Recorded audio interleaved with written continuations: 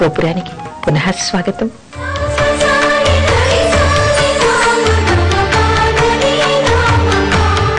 సానుభూతి కోసం స్వవిషయాలు అందరికీ చెప్పవచ్చునా? మనం చాలా మందిని సమాజంలో చూస్తూ ఉంటాం.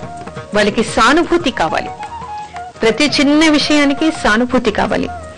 ఏ చిన్న ఇబ్బంది రానివ్వండి, తల్లితో కానీ, తండ్రితో కానీ, భర్తతో కానీ, పిల్లలతో కానీ, ఆఫీస్లో కానీ, స్నేహితుల వల్ల కానీ, చివరికి పని వాళ్లతో కానీ, ఏ చిన్న ఇబ్బంది వచ్చినా కూడా అదొక పెద్ద సమస్యగా, దానివల్ల భరించలేనటువంటి స్థితిలో ఉన్నట్టుగా దాన్ని వర్ణించి మరొకరికి చెప్పి వాపోతూ ఉంటారు, కన్నీళ్లు ఖర్చేస్తూ ఉంటారు, సానుభూతి పొందుతూ ఉంటారు. నిజానికి స్వవిషయాలు, ముఖ్యంగా ఎవరికి చెప్పుకోకూడనటువంటి విషయాలు అందరికీ చెప్పటం వల్ల జరిగేటువంటి నష్టం ఏమిటో తెలుసుకోవాలి. ఎందుకంటే సంసారంలో ఎన్నో ఉంటాయి. లేదు, ఒక దగ్గర పనిచేస్తున్నాం, రకరకాల సమస్యలు ఉంటాయి. ఒక్కొక్క మనస్తత్వం ఒక్కో రకంగా ఉంటుంది, ఒక్కొక్కళ్ళు ఒక్కొక్క రకంగా ప్రవర్తిస్తూ ఉంటారు. ప్రతి చిన్న విషయాన్ని పెద్దది చేసి ఆలోచించి దాన్ని చిలవలు పలవలు చేసి వీళ్ళకి చెప్పి వాళ్ళకి చేసి దాన్ని రట్టు చేయటం వల్ల వచ్చేటువంటి ఉపయోగం ఏదీ ఉండదు.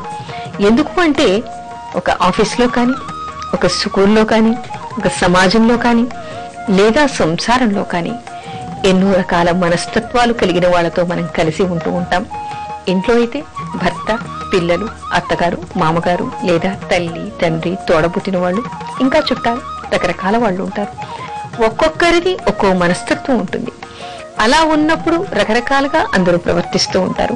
అలా ప్రవర్తించినప్పుడు ఆ సమస్య వచ్చినప్పుడు అప్పటికప్పుడు ఈ సమస్యకు పరిష్కారం ఏమిటి, ఏం చేస్తే ఇది పరిష్కారం అవుతుంది, దీని నుంచి నేను ఏం చేస్తే బయటపడతాను అని ఆలోచించుకోవాలి. అత్యంత ఆత్మీయంగా ఉన్నవాళ్ళు, గురువులు లేదా ఆ విషయ పరిజ్ఞానం ఉన్నటువంటి వాళ్ళ దగ్గరికి వెళ్ళి సలహా తీసుకోవాలి, దాన్ని పాటించాలి, భగవంతుడి దగ్గర భారం పెట్టాలి, ముందుకు నడవాలి. తప్ప 24 గంటలు ఇలా జరిగిందే అలా జరిగిందే అని వాపోవటం వల్ల వచ్చేదేమీ ఉండదు. మరికొంతమంది ఒక దగ్గర పనిచేస్తూ ఉంటారు. పనిచేసే దగ్గర ఇంట్లో లాగా కాదు, ఓ 100 మంది ఉండొచ్చు, 200 మంది ఉండొచ్చు. తనతో కలిసి పనిచేసే అందరి మనస్తత్వం ఒకే రకంగా ఉండదు. కొంతమంది దూకుడుగా ఉంటారు, కొంతమంది అణిచిపెట్టే వాళ్ళు ఉంటారు, కొంతమంది నెమ్మదిగా ఉన్న వాళ్ళు ఉంటారు, కొంతమంది మరో రకంగా ఉంటారు. రకరకాల మనస్తత్వాలు మనకి కనిపిస్తూ ఉంటాయి. అలా కనిపించినప్పుడు ఒక సమస్య వచ్చిందనుకోండి, ఆ సమస్య వరకు మాత్రమే దాన్ని తీసుకోవాలి, ఆ సమస్య పరిష్కారం చేసుకోవాలి. అక్కడ జవాబు చెప్పాల్సినప్పుడు జవాబు చెప్పాలి, చెప్పించుకునేప్పుడు మన పొరపాటు ఉన్నప్పుడు తల వంచాలి, తప్పదు. మనం పొరపాటు చేయకుండా ఉంటాం, ఒక్కోసారి మనం కూడా పొరపాటు చేస్తూ ఉంటాం, మనం కూడా తప్పులు చేస్తూ ఉంటాం. అలా చేసినప్పుడు మనం తప్పించుకోవాలని ఎలా అనుకుంటామో, ఎదుటి వాళ్ళు తప్పులు చేసినప్పుడు కూడా క్షమించగలిగేటువంటి గుణం కూడా మనలో ఉండాలి. అలా ఉన్నప్పుడే కలిసి ఎంతో కాలం వాళ్ళు పనిచేయగలుగుతారు. అలా లేకపోతే ఒక్కొక్కసారి ఒక్కొక్కరితో దెబ్బలాడుతూ పెడితే జీవితంలో ఎక్కడా ఎప్పుడు ఎవరితో కూడా కలిసి పనిచేసేటువంటి అవకాశం ఉండదు. సమాజంలో ఎవరితో కలిసి తిరగలేరు. అందుకని ఏం చేయాలి? ఒక సమస్య వచ్చింది, జవాబు ఎంత మేరకు చెప్పాలో అంత మేరకు చెప్పాలి, ఎంతవరకు కోపాన్ని చూపించాలో అంతవరకు చూపించాలి, ఎంతవరకు తగ్గి ఉండాలో అంతవరకు తగ్గి ఉండాలి. అంటే సమయాన్ని, సందర్భాన్ని, మనుషుల్ని, వేళని పట్టి ప్రవర్తించాలి. ఆ తర్వాత దాన్ని వదిలేసేయాలి. 24 గంటలు వాళ్ళలాగో వీళ్ళలాగోని వీళ్ళ గురించి వాళ్ళకి చెప్పి, వాళ్ళ గురించి ఇంకొకరికి చెప్పి, వాళ్ళ గురించి ఇంకొకరికి చెప్పి చెలవలు పలవలు చేయటం వల్ల ఏమవుతుంది? శత్రుత్వం పెరుగుతుంది. దానివల్ల లాభం ఏమైనా జరుగుతుందా? శూన్యం. ఎందుకంటే మన గురించి మన చాటుకు అందరూ చెడ్డగా మాట్లాడుకుంటూ ఉంటారు. ఇవిడ ఇలా అంది, అతను అలా అన్నాడు, అతను ఇలా అన్నాడు, ఇతను ఇలా అన్నాడు అని ఒక మాటకి 4 మాటలు పుడతాయి. అందుకని మౌనంగా ఉండటం, ఏ సందర్భంలో ఏ విధంగా ప్రవర్తించాలో ఆ విధంగా మాత్రమే ప్రవర్తించటం, దాన్ని పెద్దది చేసి 10 కోణాల్లో 10 మంది దగ్గర చెప్పి సానుభూతి పొందటం అనేటువంటిది అంత మంచి విషయం కాదు. మరొకటి, ముఖ్యంగా శత్రుత్వాలు పెరిగేటువంటి అవకాశం ఉంటుంది. అందుకని ఏం చెయ్యాలి? సానుభూతి కోసం చెప్పేసి ఎవరి దగ్గర కూడా సమస్యల్ని పంచకూడదు, సమస్యల్ని అందరికీ పెద్దది చేసి చూపించకూడదు. వీలైనంత వరకు పాజిటివ్ గా ఆలోచించాలి. అయితే మనం పాజిటివ్ గా ఆలోచిస్తే ఎదుటి వాళ్ళు మన గురించి పాజిటివ్ గా ఆలోచించలేకపోవచ్చు, వాళ్ళు మనకి హాని చేసేటువంటి మనస్తత్వం కలిగి ఉండొచ్చు. అక్కడికక్కడ ఎదుర్కోవాలి, అక్కడికక్కడ జవాబు చెప్పాలి, అక్కడి నుంచి తప్పించుకోవాలి. వీలైతే కొంత దూరంగా ఉండే ప్రయత్నం చేయాలి. కానీ నోరు విప్పి విషయాల్ని వీళ్ళ నుంచి వాళ్ళకి, వాళ్ళ నుంచి వీళ్ళకి చేరవేయటం వల్ల శత్రువులు పెరగడం తప్ప వచ్చే లాభం ఏది ఉండదు అని తెలుసుకోవాలి. అందుకని ఏ వ్యక్తి కూడా సమస్య ఏమిటి, దానికి పరిష్కారం ఏమిటి, దాన్ని ఎవరి దగ్గర చర్చించాలో వాళ్ళ దగ్గర మాత్రమే చర్చించి సలహాలు తీసుకొని సమస్య పరిష్కారం చేసుకోవాలి. గాని కేవలం సమస్యల్ని అందరి దగ్గర చెప్పకూడదు అనేటువంటి విషయాన్ని తెలుసుకోవాలి.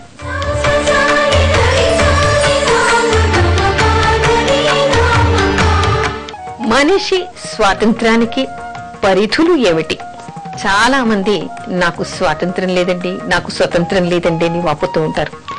అసలు స్వతంత్రం అంటే అర్థం ఏమిటి? స్వతంత్రం ఎంతవరకు మనిషికి ఉండాలి? ఎప్పుడు కూడా మనకి శాస్త్రం ఏం చెప్తోంది? ఒకరి స్వతంత్రం మరొకరి స్వతంత్రాన్ని భంగపరిచే విధంగా ఉండకూడదు. ఒకరి లాభం మరొకరి లాభాన్ని నష్టపరిచేలాగా ఉండకూడదు. అంటే మన పరిధి ఏమిటి? మనం సుఖపడాలి, మనం సంతోషపడాలి, మనం ఆనందపడాలి. కానీ మన సుఖ సంతోషాలు ఇంకొకరి సుఖ సంతోషాలకి అడ్డం రాకూడదు. అంటే మన స్వతంత్ర పరిధి ఏమిటి? ఇంకొకరికి హాని కలిగించనంత వరకు ఎంత మేరకి మనం ఆనందంగా ఉండవచ్చో, ఎంత మేరకి మనం సుఖ సంతోషాలు అనుభవించవచ్చో, లాభాలు పొందవచ్చో అంత మేరకి మాత్రమే ఉండాలి. నాకంతా మొత్తం లాభమే కావాలి, అది నా స్వతంత్రం అనుకుంటే ఎదుటి వాళ్ళకి అది నష్టం కలిగించే విధంగా ఉండకూడదు. అంటే ఏమిటి?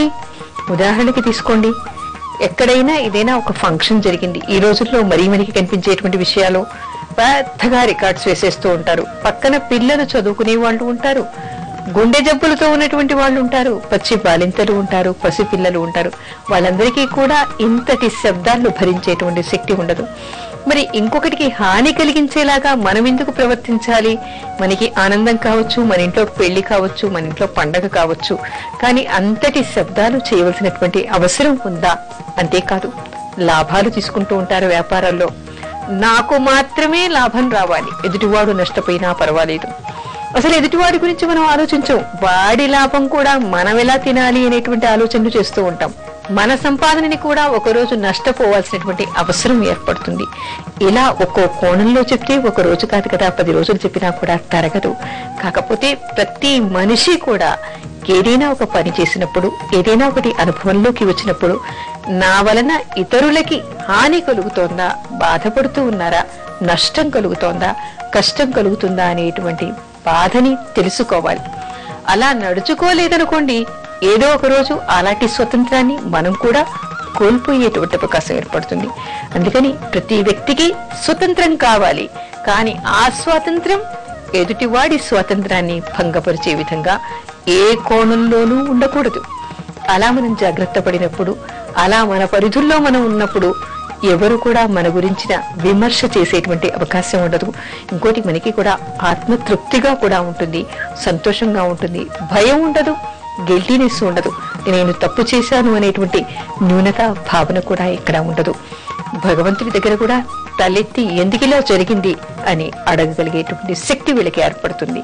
అందుకని ప్రతి అడుగు కూడా జాగ్రత్తగా వేయాలి. ఏదో ఒకటి నాకు అన్నీ ఉన్నాయి కదా, నేను ఏదంటే అది చేస్తాను అని అంటే సరిపోదు. భగవంతుడు మెచ్చడు, ధర్మం ఊరుకోదు, ఎప్పటికప్పుడు తల మీద దెబ్బలు కొడుతూ ఉంటుంది.